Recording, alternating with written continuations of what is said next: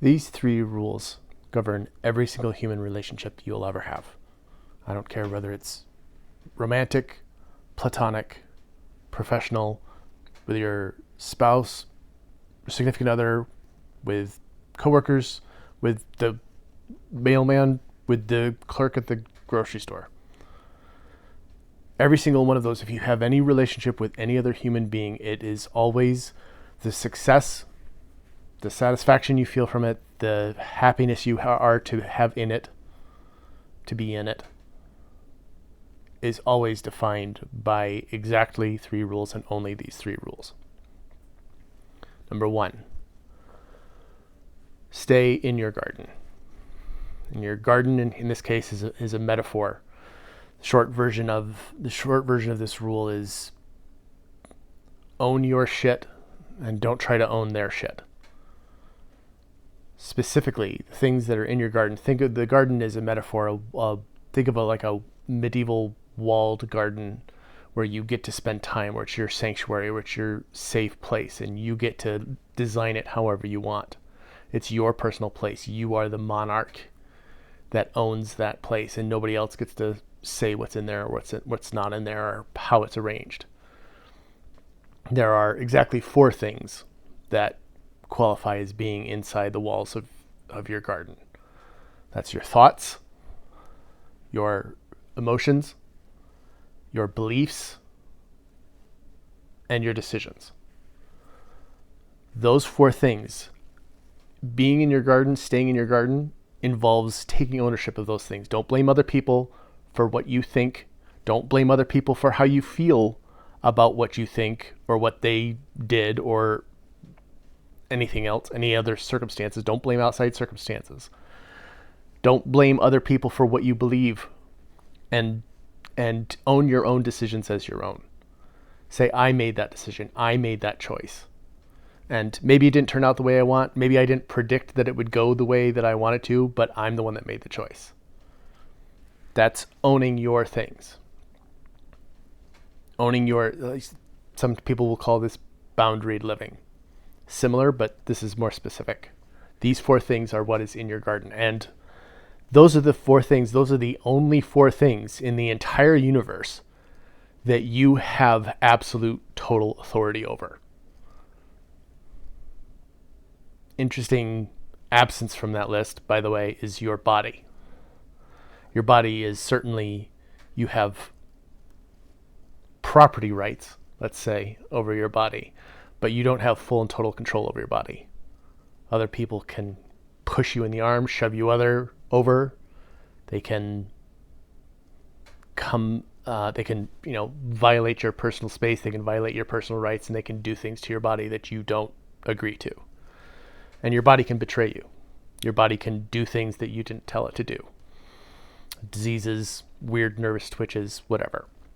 But these four things, your thoughts, your emotions, your beliefs, and your decisions, these are things that you totally, completely have total control over. You might be a little bit iffy about some of those. You might think that your emotions, you don't control your emotions, or your beliefs. By the way, your beliefs, when I'm saying your beliefs and the difference between your thoughts and your beliefs, your thoughts are like your head knowledge, your inner monologue, the things that you say in English to yourself, and also sort of the non-English versions. But the sort of sub-language thoughts that you have that go on your day-to-day life. Your beliefs, however, are the stuff that you just kind of know. You believe it, even if you can't defend it, even if you can't explain why you believe it, you just somehow know that it's true. And those are controllable. They're not, you can just choose to think something. You can choose to think something that isn't true. Many people do it. They delude themselves all the time. So your thoughts are easy to control. And your decisions are obviously just a matter of will. Just a matter of you just decide to do it, and then you've decided it. Your emotions and your beliefs are controllable by you. You are the only one who can control them, although Admittedly, it takes a little bit of work. They're not instantaneous. Managing your emotions is something that you can do. It takes skill, it takes knowledge, it takes understanding, and it usually takes time. But you can do it, and so you are therefore responsible for it. And the other half of that, of being in your garden, is that you don't try to control those things for the other person in the relationship. Their decisions are theirs. That what they think, even if what they think about you, even feelings that they have toward you, that's not yours. You don't control that. You let that go. You let them handle that. And you let them be in charge of them. You respect, you defend your boundaries, your garden walls. You know entirely in your being that everything that's inside those walls, those 4 things, those are yours. And nobody else can force you to think something that you don't want to think. Nobody else can force you to feel something that you don't want to feel. That may be hard to believe, but think about it. If somebody comes up and calls you an asshole, if you don't believe them, if you don't accept that statement about yourself, if you don't think that there's any merit to it, it doesn't cause any emotion. It's only when you think maybe you were. It's only when you accept that indictment that you feel those emotions and you feel bad about being an asshole. So, yeah, you have control of those things, and other people can't force that upon you. There's always a step in there where you control what you do and how you respond. So staying in your garden, own those 4 aspects of your life. Own that you are the only one who can control them. And by extension, that means that the other person is the only one who can control those things for them. You cannot control them. So much angst and difficulty in relationships is caused by people trying to control other people's garden, trying to get in other people's garden and try to control their decisions, try to control them, try to tell them what to do, try to expect them to feel a certain way or expect them to think a certain way. That's a fool's errand. You will never succeed at doing that. So rule number 1, stay in your garden. Rule number 2, be honest. This means a complete and total lack of deceit. This isn't just about not technically lying. Deceit is any time you're doing something that is intended to cause the other person to believe something you know isn't true.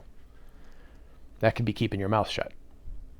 That could be hearing them say something that you know isn't true and just letting them think that. It can be implication. It can be purposefully saying something that you know they'll take the wrong way. If at any point your intent is for them to believe something that you know isn't true, that's deceit. You have to expunge that entirely. It also includes, by the way, implications. Oh, you're going over to Rose's today. Well, you should enjoy that. Maybe they are going over to Rose's today. Maybe that's true. Maybe they will enjoy it. That may be also true. But what you're implying with your tone is that there's something nefarious going on, that they're cheating on you, that there's something going on with Rosa that shouldn't be going on. And if you know that isn't true, and you're just trying to stick it to them and make them feel bad about themselves, that's using deceit to try to control their emotions. Instead, the true thing to say is, I'm feeling neglected. I'm feeling like you're not paying enough attention to me recently, and I would like you to stay here and spend time with me instead. That's the truer thing. That's saying what's true about you in the most honest way possible. Now, a lot of times that's scary because you're opening yourself up. They could, especially if you have an ongoing toxic relationship, they could return with something snide in response that would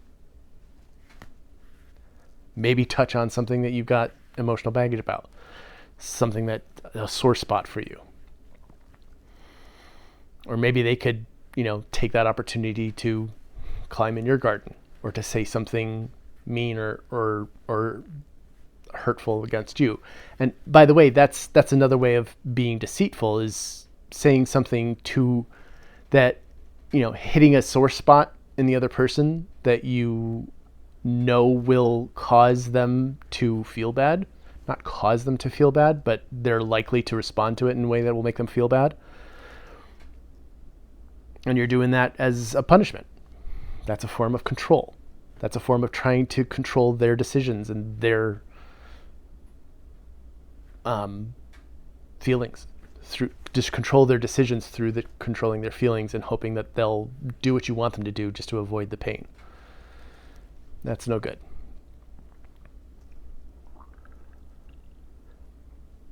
And that leads into rule number 3, opening yourself up, being open to the other person. This is like being truthful means that everything that you say, you've checked it and double checked it to make sure that it's as true as you can possibly say it. English isn't perfect. Language isn't perfect. There's still going to be possibility for misunderstandings, but you were genuinely trying to communicate something as true as you can possibly think to say it. Openness is about saying what you think the other person would want to know. Telling them things about you. It's not necessarily telling them every single thought that comes in your head, but anything that you think might be useful to them, even things about yourself. I'm feeling lonely. I'm feeling sad today. I really like you in that shirt. Anything that you think that they would want to know, you make that available to them. That doesn't mean that you interrupt them while they're in the conversation with somebody else, or that you have to call them up every single second. There's, some time delay is allowed in there, but, as soon as possible, and specifically that you are at no point intentionally hiding it from them. There's nothing that you're tucking away to say, I don't want him to know that. I don't want her to hear that, because then she'll think this or think that or whatever. So yeah, those are the 3 rules, and these apply to every single relationship you have. Specifically, what I mean is, to the extent that both people in the relationship, every human relationship is between 2 people. As to the extent that both people are obeying those 3 rules, and it's a scale, right? Nobody's going to be perfect at it, but to the extent that you succeed at obeying those 3 rules, and multiplied times the extent to which they succeed at obeying those 3 rules, that's going to determine how successful the relationship is. That's going to determine how enjoyable the relationship is to be in. All relationships. By the way, this doesn't have, you notice that these 3 rules, it doesn't include who you sleep with. It doesn't include you're having what opinion you have of the other person. It doesn't include what direction the toilet paper roll comes off. Not because those things aren't important, but because if you follow these 3 rules, if you own your own shit and don't try to control theirs and are open and honest with them, the rest of those things will work themselves out.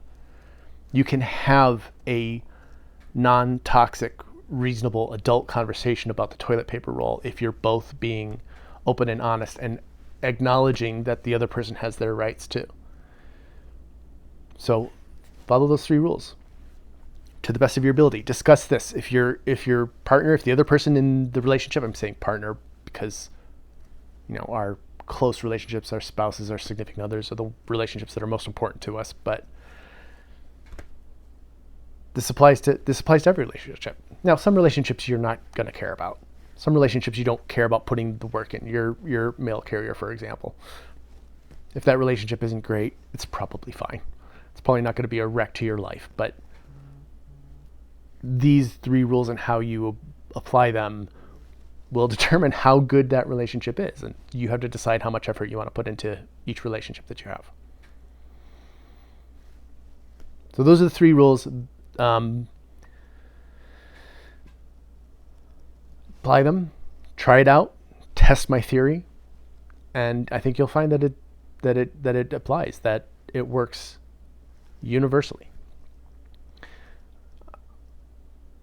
If you like what you've seen, you want to read more about me, or if you want to support my work, go to humanownersmanual.org. That's my site. You can find out more about me there. Thanks.